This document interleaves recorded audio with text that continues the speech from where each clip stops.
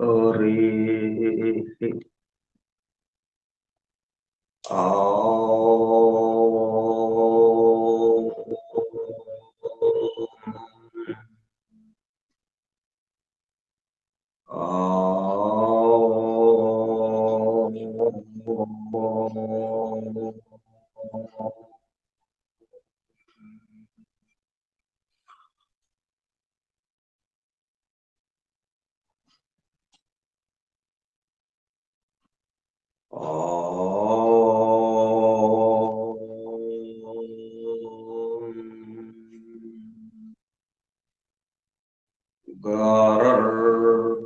ब्रह्मा विष्णुः गुरुर्देवो महेश्वरः गुरुः साक्षात् परं ब्रह्म तस्मै श्री गुरवे नमः। ॐ सहना भवतु सहनौ भुनक्तु सह वीर्यं करवावहै तेजस्विनावधीतमस्तु।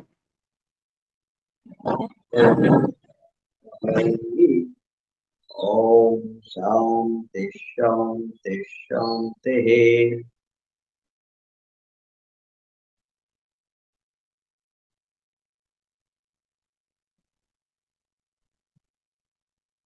Vasudeva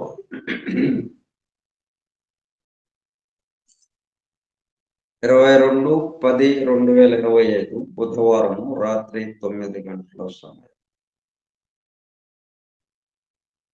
doctor William G Benham ఆంగ్ల గ్రంథము the laws of scientific handwriting ఆధారముగా 1894 సంవత్సరంలో నిర్వహింపబడిన శిక్షణా తరగతులలో బోధింపబడిన అంశములు హస్త సాముద్రిక తత్వశాస్త్ర స్వయంబోధిని గ్రంథముగా రూపుదిద్దుకున్నది. ప్రస్తుతము ఆ గ్రంథము ఆధారముగా గ్రంథ పఠనము, అధ్యయనము, అవగాహన, ఆత్మదర్శనము కార్యక్రమము నిర్వహింపబడుతున్నది. ఈ కార్యక్రమమునకు హాజరైన సోదర బృందమునకు స్వాగతం, అందరకు నమస్కారం. మనం గ్రహ శిఖర స్థానాలకు సంబంధించిన విశేషాలు తెలుసుకుంటున్నాం. దాంట్లో శనికి సంబంధించిన అంటే మధ్యవేలికి సంబంధించిన విశేషాలు తెలుసుకుంటున్నాం.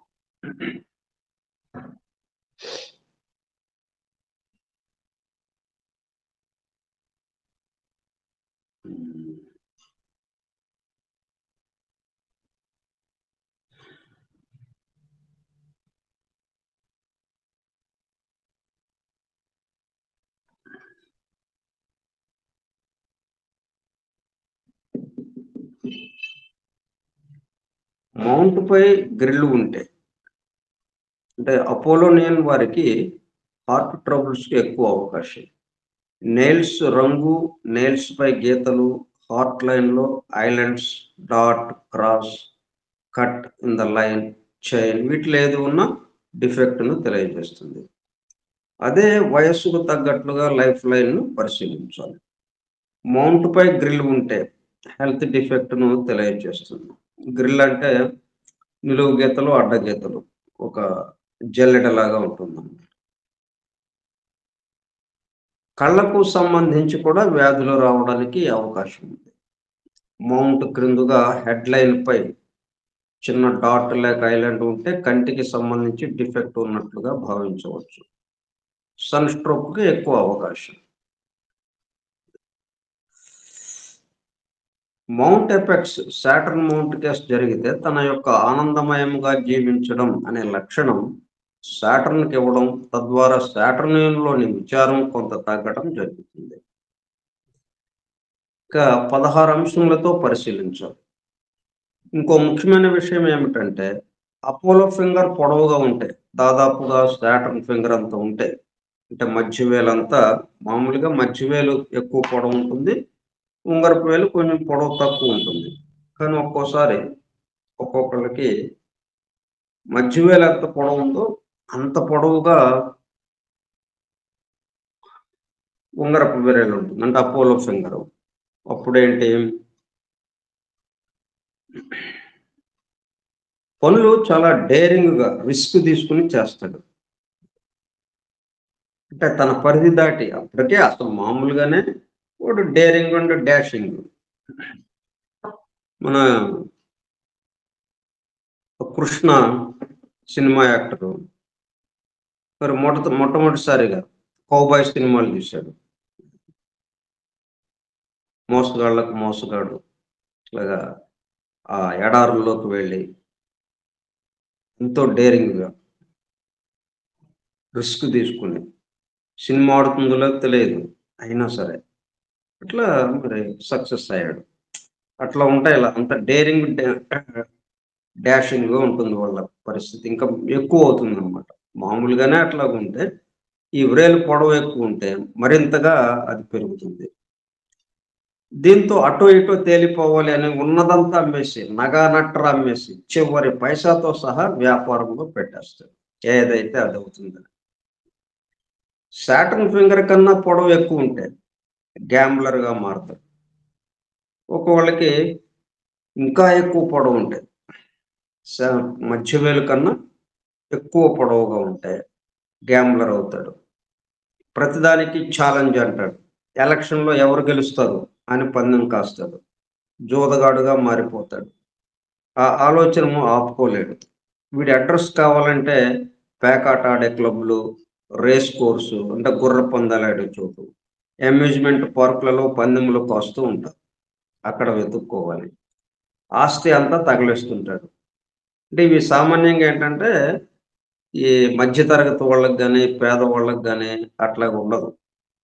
ఇవి బాగా ఆస్తి తల్లిదండ్రులు వాళ్ళ పా పూర్వం వాళ్ళు సంపాదించి ఇచ్చినయి బాగా ఉంటాయి. ఖర్చు పెట్టడమే గాని ఇంక సంపాదించాల్సిన అవసరం లేనంతగా ఉంటుంది. దాన్ని ఇక ఖర్చు పెట్టడానికి ఇటువంటి వాడు దిగుతాడనమాట ఆ కుటుంబంలోకి. ఈ ఖర్చు పెట్టడమే ఇంక సంపాదించటం లేదు. అలా ఉంటుంది. ఆస్తి అంతా తగలేస్తుంటాడు. థర్డ్ ఫాలెన్స్ మందంగా ఉంటే కోడి పందెంల దగ్గర, పొలాల్లో చెట్ల క్రింద చీట్ల పేకాడే చోట దొరుకుతాడు. వ్రేలు పొడవుతో పాటు వంకర తిరిగి ఉంటే జోదంలో జూదంలో మోసం చేయడం. వ్రేలు ఇట్లా ముందుకి వంగి గాని, లేకపోతే ఒక పక్కకి వంకర తిరిగి గాని ఉంటే అది స్ట్రెయిట్‌నెస్‌ని, నిజాయితీని సూచించదు. దానికి వ్యతిరేకమైన మోసాన్ని సూచిస్తుందనమాట. వ్రేలు స్ట్రెయిట్‌గా ఉంటే వంకర లేకుండా అది నిజాయితీని తెలియజేస్తుంది. వ్రేలు పొడవుతో పాటు వంకర తిరిగి ఉంటే జూదంలో మోసం చేయడం ఉంటుంది. తనకు గల ఇంట్యూషన్‌తో పనులు చేయడం ఉంటుంది. కాబట్టి బొటన వ్రేలు సెకండ్ ఫాలెన్స్ ఎక్కువ పొడవు ఉండాలి. అప్పుడేంటంటే వాస్తవ ప్రపంచంలో ఉండటం జరుగుతుంది. రీజనింగ్ ద్వారా కొంత రక్షింపబడతారు. అలాగే హెడ్‌లైన్ క్లియర్‌గా చక్కగా ఉంటే బెస్ట్ రిజల్ట్స్ ఉంటాయి. ఈ విధంగా సూక్ష్మ బుద్ధితో, దూసుకుపోయే తత్వంతో పనులలో విజయమును సాధిస్తూ, కళలను ఆరాధిస్తూ, ఇతరులకు ఆనందం కలిగిస్తూ, తాను ఆనందంతో జీవిస్తున్న అపోలోనియన్ గురించి ఇప్పటి వరకు తెలుసుకున్నాం.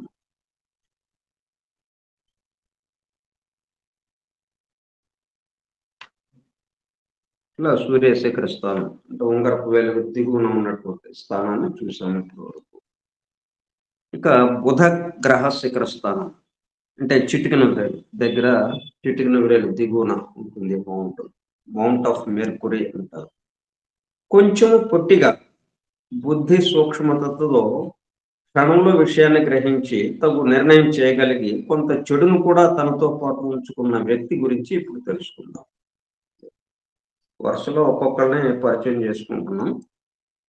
ఇతను పొట్టిగా అంటే బుధగ్రహం అన్నిటికన్నా చిన్న గ్రహం. శని గ్రహం అన్నిటికన్నా పెద్ద గ్రహం. అట్లాగే దానికి తగినట్టుగా శని గ్రహానికి సంబంధించిన మధ్యవేలు పొడవు ఎక్కువ ఉంటుంది. చిటికిన వ్రేలు బుధ గ్రహానికి సంబంధించిన చిటికిన వ్రేలు పొడవు తక్కువ ఉంటుంది. ఒక గొప్ప వక్త, ఒక సైంటిస్టు, డాక్టర్, లాయర్లను మెర్కురీ మౌంట్ ప్రముఖంగా ఉన్న మెర్కురియన్లలో చూస్తాం. వ్యాపారంలో కూడా మంచి రాణింపు ఉంటుంది. పొట్టివాడు గట్టివాడు అని అనుకుంటాం. అయితే మౌంట్ టైప్ గురించి ఆలోచించేటప్పుడు లక్షణాలలోని మంచి ఎక్కువగా ఉందా, చెడు ఎక్కువగా ఉందా అనేది ఆలోచించాలి. అంటే ప్రతిదీ మంచి చెడుతో కలిసిపోయి ఉంటుంది. దాంట్లో ఏది పైకి తేలింది?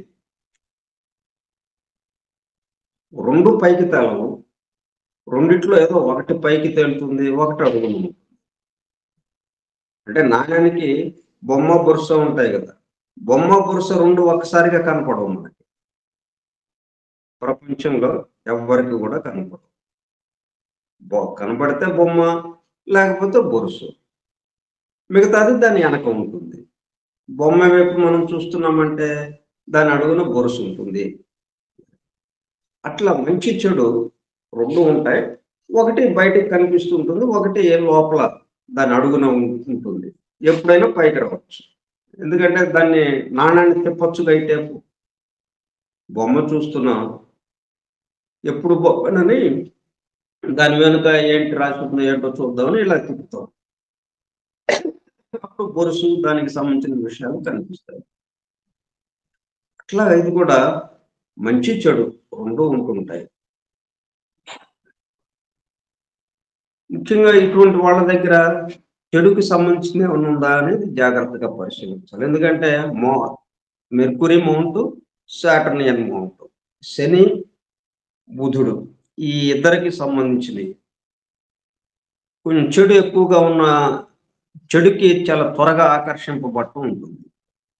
కాబట్టి వీళ్ళ గురించి చూసేటప్పుడు జాగ్రత్తగా చూసుకోవడం, పరిశీలించడం. మెర్కురియన్ గురించి ఆలోచించినప్పుడు మంచి వైపు ఎంత గొప్పవాడుగా ఉంటాడో చెడు వైపు కూడా అంత దూరం వెళ్ళిపోతాడు. అందువల్ల జాగ్రత్తగా పరిశీలించాలి. మొత్తం 7 మౌంట్స్లలో అపోలో మరియు మెర్కురీ మౌంట్స్లలో సక్సెస్ను పొందడం ఎక్కువగా ఉంటుంది.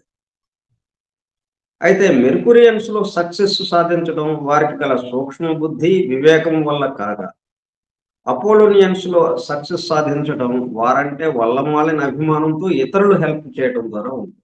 ఆకర్షణ శక్తి వల్ల ఇద్దరూ సక్సెస్ సాధిస్తున్నారు, కానీ సాధించే విధానం వేరు వేరుగా ఉంది. మెర్కురియన్ యొక్క ముఖ్య లక్షణములు: షూట్నెస్, బుద్ధి సూక్ష్మత, వివేకము, ఇండస్ట్రీ అంటే కష్టపడి పనిచేయడం. ఇది అపోలోనియన్ దగ్గర అది ఉండదు, కష్టపడి పనిచేయడం లేదు. అందుకే దానికి బదులు ఏమైంది, వాళ్ళ ఫ్రెండ్స్ చేసి పెట్టారు. సైంటిఫిక్ విజ్ఞానము, పరిశీలన దృష్టి, బిజినెస్ వ్యాపారము, క్విక్నెస్ త్వరితముగా, స్కీమర్ అంటే పెద్ద పెద్ద విషయముల గురించి ప్లాన్ చేయటం, జడ్జ్ అంచనా వేయటం. ఇవి ముఖ్య లక్షణాలు మెర్కురీకి సంబంధించి. అన్నిటికన్నా ముఖ్యమైనది హ్యూమన్ నేచర్ను చక్కగా జడ్జి చేయగలగడం. అంటే ఒక్క క్షణంలో కనిపెట్టేస్తారు ఎదురుగా ఎవరితో మాట్లాడుతున్నాడో వాడికి సంబంధించి. దానికి తగ్గట్టుగా వీడు వాడిని పొగడటం, ఏదో వాడికి అనుకూలంగా మాట్లాడేస్తాడు. దాంతో వాడు ఇదైపోయి వీడి వలలో పడిపోతాడు. అంటే మోసం ఎందుకు ఎలా చేయగలుగుతున్నాడంటే వాడిని అంచనా వేయటం, అవతల వాడి యొక్క స్వభావాన్ని అంచనా వేయటం, వాడి లక్షణాన్ని గురించి, వాడి బిహేవియర్ గురించి, వాడి యాటిట్యూడ్ గురించి వీడు మెర్కురియన్ అంచనా వేసినంతగా ఇంకెవరు వేయలేరు. చక్కగా అంచనా వేయగలుగుతాడు. ఏ విషయం గురించైనా క్షణాల్లో గ్రహించి జడ్జి చేయడం ఉంటుంది. రెండోది అతని చేతుల్లో ఉన్న తరగని శక్తి. ఈ రెండు విషయముల ద్వారా ప్రొఫెషనల్ కోర్సులకే ఆకర్షింపబడడం, వాటిలో నిపుణత సాధించడం ఉంటుంది. ఎప్పుడు ఉత్సాహంతో ఉంటాడు. ఎందుకంటే ఇది వేలు పొడవు తక్కువగా ఉంది. కాబట్టి వేలు కొస నుంచి ఆ వేలు ద్వారా ఆ శక్తి ప్రసారం త్వరగా వచ్చేస్తుంది. ఇందులో త్వరగా శక్తిని అందుకుంటూ ఉంటాడు ఎప్పటికప్పుడు. ఆలస్యం ఉండదు. అందుకని ఎప్పుడు తరగని శక్తితో ఎంతో ఉత్సాహంగా ఉంటాడు మెర్కురియన్. లాయర్‌గా, డాక్టర్‌గా, ముఖ్యంగా లాయర్స్, జడ్జెస్‌గా బాగా రాణించడం ఉంటుంది. అతనికి గల బుద్ధి సూక్ష్మత, విషయాన్ని చక్కగా వ్యక్తీకరించడం అనే లక్షణంలో వల్ల లాయర్‌గా బాగా రాణింపు ఉంటుంది. అంటే విషయాన్ని ఇప్పుడు వాడు నేరం చేసినా గాని, ఆ నేరస్తుడిని వీడు నిర్దోషండి అని నిరూపించగలడు. అంత తెలివితేటలుంటాయి వాడికి. ఆ బుద్ధి సూక్ష్మత. కొంచెం తక్కువ ఎత్తుతో, సొగసుగా, తగిన శరీర సౌష్ఠవంతో, ఖచ్చితమైన భావములు తెలిపే ముఖముతో అందముగా ఉంటారు. గడ్డం పెంచుకోవాలనే కోరికతో గడ్డం పెంచుకోవడం ఉంటుంది. అందం కోసం దాన్ని ఎప్పటికప్పుడు కట్ చేయటం ఉంటుంది. సాటర్నియన్ అయితే అంటే ఈ శని గ్రహానికి సంబంధించిన మధ్యవేలుకి సంబంధించినది. జుట్టు బిరుసుగా ఉండడం వల్ల, విచారం వల్ల గడ్డం పెంచటం. చూడండి, గడ్డం పెంచడం ఇద్దరిలోనూ ఒకటే. కానీ వీడి కారణం ఏంటి? విచారం. ఏం చేసుకుంటాంలే, గడ్డం ఏం చేసుకుంటాంలే, ఉన్నాయిలే అనే ఆ విచారంతో. అలాగే దానికి తోడు బిరుసుగా ఉండటంతో రేజర్‌తో గీసేటప్పుడు మంట పుడుతూ ఉంటుంది. పోనీ మంగళ షాప్‌లో చేయించుకోవాలన్నా వాడు గీసేటప్పుడు మంట పుడుతున్నట్టుగా ఉంటుంది. అందుకని ఎందుకీ బాధంతా అని వాయిదా వేస్తుంటాడు. తర్వాత చేద్దామని. గడ్డం పెరిగిపోతూ ఉంటుంది. అది సాటర్నియన్‌కి సంబంధించి. అదే మెర్క్యూరియన్‌కి అందంగా ఉండడం కోసం వాడు పెంచుతూ ఉంటాడు. మెర్క్యూరియన్‌కు గల నెర్వస్‌నెస్ వల్ల త్వరితంగా గాలి పీల్చడం ఉంటుంది. ఏదైనా త్వరితం. ఎందుకంటే తక్కువ పొడవుగా ఉంది కదా ఇది. పొట్టిగా ఉంది బ్రెయిను. పొట్టిగా ఉండడం వల్ల త్వరగా ప్రాణశక్తి లోపలికొస్తుంటుంది. అందుకని గాలి పీల్చడం కూడా త్వరితంగా ఉంటుంది. అన్ని టైపులలో కన్నా ఎక్కువ చురుకుదనము, త్వరితముగా పనిచేయడం ఉంటుంది.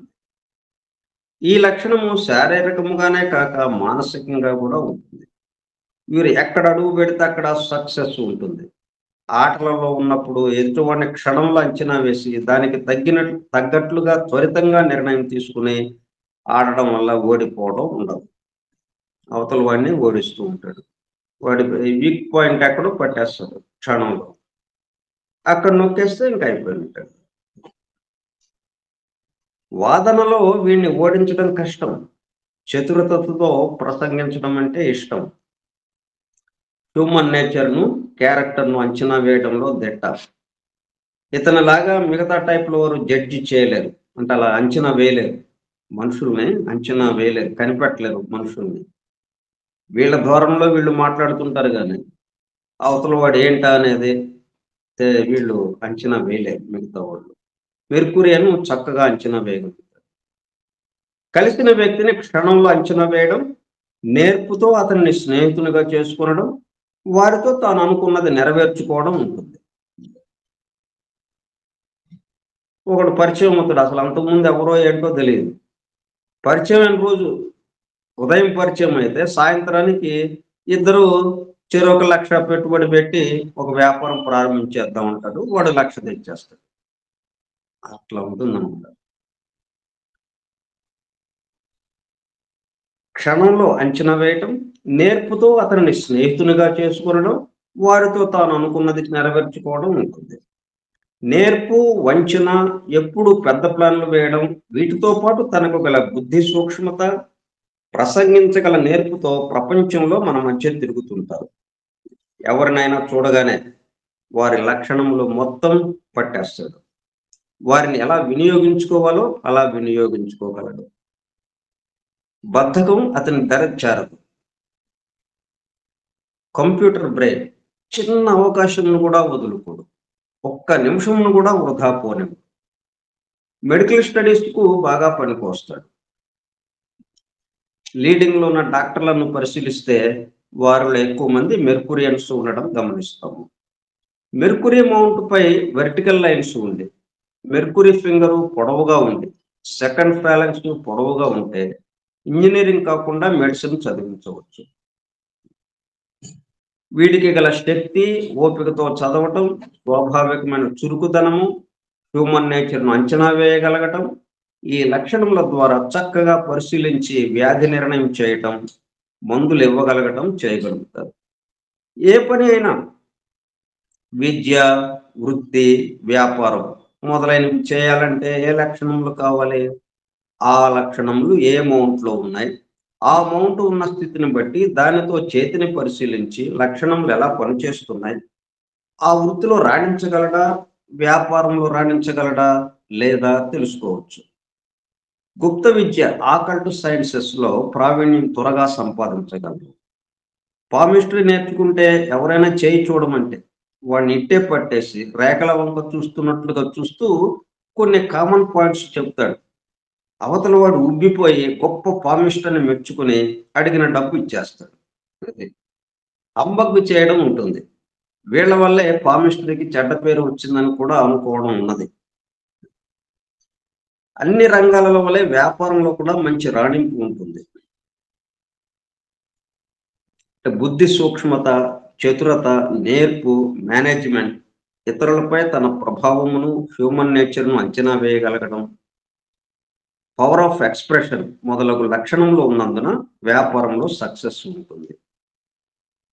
హెల్త్, నెర్వస్‌నెస్ అంటే లివర్ ట్రబుల్స్ ఉంటాయి. కానీ సాటర్నియన్‌లో వలె లివర్ యొక్క స్ట్రక్చర్‌లో లోపం ఉండదు. నెర్వస్ ట్రబుల్ తగ్గితే దానితో పాటు లివర్ ట్రబుల్స్ తగ్గిపోతాయి. మెర్క్యూరీ లైన్ ఉంటే లివర్, స్టొమక్ ట్రబుల్స్‌ను తెలియజేస్తుంది. మెర్క్యూరీ లైన్ అంటే చిటికెన వేలు దిగువ నుంచి అరచేతిలోకి, అరచేతిలో నుంచి చిటికెన వేలు దిగువకి ఒక రేఖ ఉంటుంది. దాన్ని మెర్క్యూరీ లైన్ అంటాం.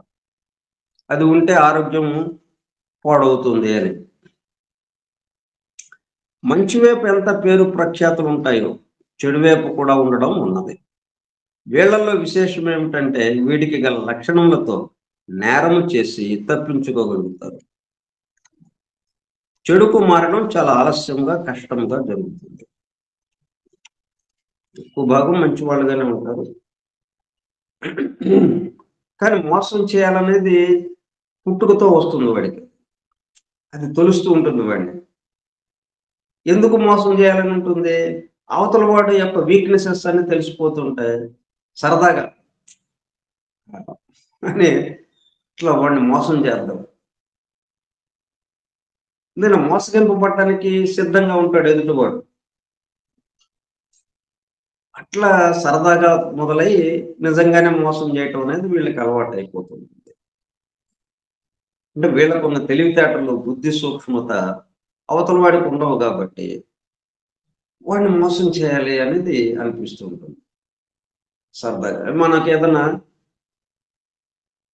చిన్నదా వస్తువు ఏదైనా ఉందా లేకపోతే చిన్న ఈగలో లేకపోతే చిన్న జంతువు లాంటిది ఏదన్నా ఉంటే అంటే మనకన్నా తక్కువ స్థాయిలో మనం ఏం చేసినా గాని ఎదురు చెప్పదు అన్నట్టుగా ఏదైనా ఉంటే దాన్ని ఏడిపించడానికి చూస్తాం. అట్లా ఉంటుంది వీడి యొక్క వ్యవహారం. తర్వాత లక్ష్యం నేరం చేసి తప్పించుకోగలుగుతారు. చాలా ప్లాన్డ్‌గా ఉంటుందన్నమాట. ఇప్పుడు మొన్న పారిస్‌లో మ్యూజియంలో ఒక 4 నిమిషాలు 4 అంటే 4 నిమిషాల్లో అద్భుతమైనటువంటి మణులు, వజ్రాలు, తర్వాత బంగారం వాటికి సంబంధించినయి మొత్తం తీసుకొని వెళ్ళిపోయారు మ్యూజియంలో నుంచి. మరి అట్లా ప్లాన్ చేస్తాడన్నమాట వాడు. ఇంతవరకు దొరకలేదు. ఇవి మొన్నే 2, 3 రోజుల క్రితం. అవి ఎక్కడివి? నెపోలియన్, అలాగే విక్టోరియా మహారాణి వీళ్ళందరూ సేకరించినవి. వీళ్ళందరూ సేకరించారంటే అది ఇంకా అత్యంత ప్రాచీనమైనవి, అద్భుతమైనవి, చాలా విలువైనవి. వాటిని అందరికీ చూడటం కోసమే ప్రదర్శనశాలలో ఉంచారు, మ్యూజియంలో లాగేశారు.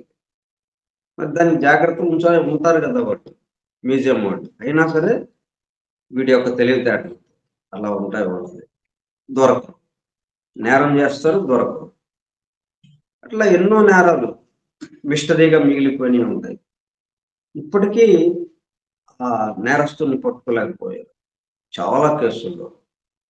ఇక కేసు క్లోజ్ చేయటం తప్పితే ఇంకోటి ఉండదు. అట్లాగా ఎవరి ఎవరి కేసు అయితే క్లోజ్ చేస్తున్నారో, ఎవరినైతే పట్టుకోలేక ఆ కేసును పెండింగ్ ఉంచారో, ఆ నేరస్తుల్ని పట్టుకోలేకపోయారు. వాడెవడంటే మెర్కురియన్. వాడికి తప్ప మిగతా ఎవరికి అంత తెలివితేటలు ఉండవు, తప్పించుకునే తెలివితేటలు.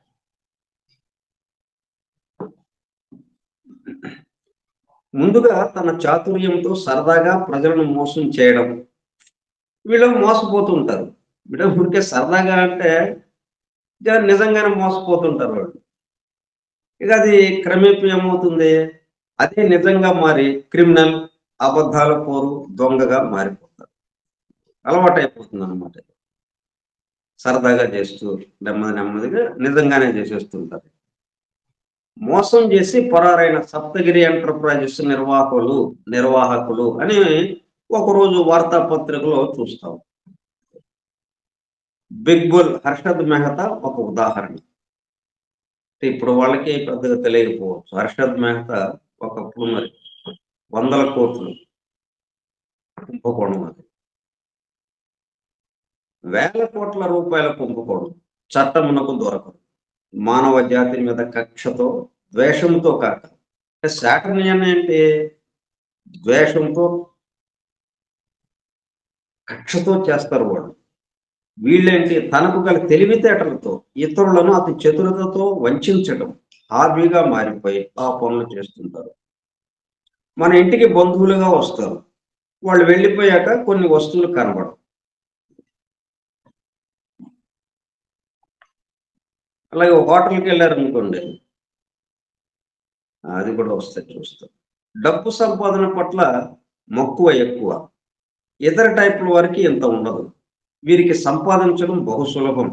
సామాన్యంగా క్రూకుడ్ ఫింగర్ అంటే లోపల వైపుకి వంగి ఉన్న వ్రేలును కలిగి ఉండవచ్చు.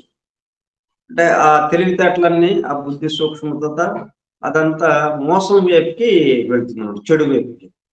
అట్లా ఉంటాయి. బ్రెయిన్ స్ట్రైట్ గా ఉంటే కొంత మంచిగా ఉంటుంది, జరుగుతుంది. వీడికి గల బుద్ధి సూక్ష్మత ఇంకా పెరుగుతుంది. వీళ్ళు ఏ రంగంలో ఉన్నా, ఎంత హై పొజిషన్ లో ఉన్నా మోసం చేయడానికి వెనుకాడరు. 5 స్టార్ హోటల్లో కోటీశ్వరుడు ఒకరు లంచ్ చేసి వెళ్ళిపోతారు. కాకపోతే టేబుల్ పై కొన్ని స్పూన్లు ఉండవు. టేబుల్ మీద మనం భోజనం చేయడానికి స్పూన్లు అవన్నీ పెడతారు కదా, ఆ స్పూన్లు ఉండవు వాడు వెళ్ళిపోయాక. అవి ఆయన కోటు జేబులో భద్రంగా ఉంటాయి.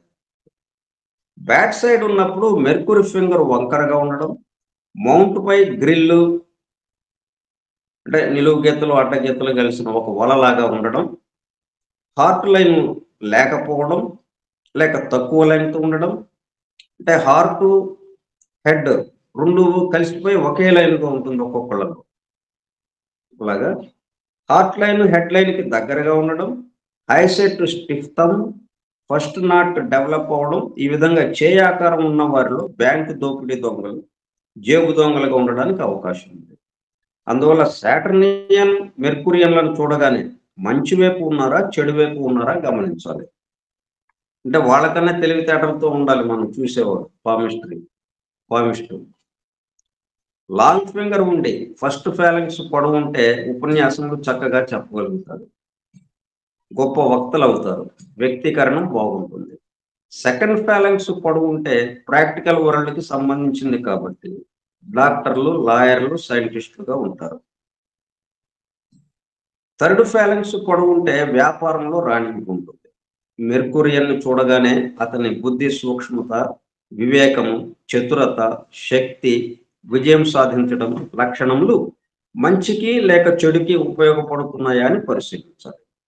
చిన్న మోసాలు, చిల్లర దొంగతనం చేసే వాళ్ళను ఈజీగా కనిపెట్టవచ్చును. కానీ పాలిష్డ్ విలన్స్‌ను మాత్రం కనిపెట్టలేం. ప్రఖ్యాతి చెందిన మేధావులెందరో కూడా మెర్కురియన్స్‌లో ఉండవచ్చు. అంటే మంచి వైపు. ఇది దీంతో మెర్కురీకి సంబంధించిన విషయాలు పూర్తయిపోయినాయి. వచ్చే ఆదివారం నాడు కుజగ్రహ శిఖర స్థానం గురించి, మౌంట్ ఆఫ్ మార్స్ గురించి తెలుసుకుందాం. అంటే ఇవన్నీ ఎందుకు తెలుసుకోవడం అంటే, ఇప్పుడు మనం పామిస్ట్‌గా చేయలేం. మనం చేతులు చూసి చెప్పేంత శక్తి మనకు లేదు అని ముందే మనం ఇప్పుడేంటంటే ఫస్టే మనం జారిపోతాం. ముందు శాస్త్రాన్ని దాని యొక్క విశేషాలు వింటుంటాం. వివరాలు. వినేటప్పుడు అమ్మో! ఇది మనం ఎక్కడ మన వల్ల ఏమవుతుంది అని అనుకుంటాం. దాంతో జారిపోతాం. సరే మీరు పామిస్ట్‌గా అది ఆ వృత్తిని చేపట్టి చేతులు చూసి మీరు ఇతరులకి చెప్పేంత ఇది లేదు కాబట్టి చెప్పొద్దు ఓకే. కానీ ఇది వినడం ద్వారా ఏం జరుగుతుంది? ముందు మనకి సంబంధించి మనలో ఉన్న విషయాలేంటి? మనకి ఒక ఎక్స్‌రే లాగా, ఒక స్కాన్ లాగా పనికొస్తుందిది. అప్పుడు మనలో ఉన్న బలహీనతలేంటో తెలిస్తే, మనలో ఉన్న బలాలేంటో తెలిస్తే, ఇప్పుడు ఆ బలాలను ఉపయోగించుకుంటూ, మన బలహీనతలను అధిగమిస్తూ, మనం అపజయం లేకుండా జీవితాన్ని ఆనందమయం చేసుకోవడం ఎట్లాగా? అనే విషయం మనకు తెలుస్తుందిది. దానికి అది చేయగలుగుతాం గదా మనం. అంటే అది గూడా మనం చేయలేము అన్నట్టుగా ఎందుకు ఎక్కువ మందికి ఆసక్తి ఉండదు అంటే, అయి మనం ఎక్కడ చేస్తాంలే. అది మన వల్ల ఏమవుతుందిలే అని ముందే ఒక నిర్ణయానికి రావాలి. అట్లా కాకుండా క్రమక్రమంగా ఒక్కొక్క అడుగే కదా! ఎప్పుడైనా గాని మనం వేసేది ఒకడు. ఒక అడుగేంటి? ఇది వినడం. ఉన్న విషయాలన్నిటిని చక్కగా వివరించుకుంటున్నాం. వాటిని వినడం. విన్న తర్వాత ముందు మన దగ్గర ప్రారంభించడం. మన దగ్గర విషయాలు మనకు కొన్ని తెలుసు గదా! మనకి. కొన్ని తెలియవు. కొన్ని తెలుసు మనకి. అంటే మనది గూడా దాచిపెట్టబడ్డ అరల్లో ఎక్కడెక్కడో ఎన్నో అరలున్నాయి మనలో. ఆ అరల్లో దాచిపెట్టబడ్డాయి మన సంగతులన్నీ. ఊరికే ఆ పై అర ఏదైతే ఉందో, ఆ బయట ఉన్న బాహ్యంగా ఉన్న అర వరకే మనకి కనిపిస్తూ ఉంది. అంతవరకే మనమని అనుకుంటున్నాం. మనకి తెలియని అరలు చాలా ఉన్నాయి లోపల. అవన్నీ ఇప్పుడు మనకి బయటకొస్తాయి. అప్పుడు మన గురించిన పూర్తి వివరం మనకి అందుబాటులోకొస్తుంది. ఇది వినడం ద్వారా. సరే అయితే. ఓం సహనావవతు సహనౌ భునక్తు సహ వీర్యం కరవావహై తేజస్వినావధీతమస్తు మా విద్విషావహై. ఓం శాంతి శాంతి శాంతి. స్వస్తి ప్రజాభ్యః పరిపాలయంతాం న్యాయేన మార్గేణ మహీం మహిషాః. ఓ బ్రాహ్మణేభ్యः శుభమస్తు నిత్యం. లోకాः సమస్తాः సుఖినో భవంతు. లోకాः సమస్తాः సుఖినో భవంతు. లోకాः సమస్తాः సుఖినో భవంతు. ఓం శాంతి శాంతి శాంతి. వాసుదేవ్.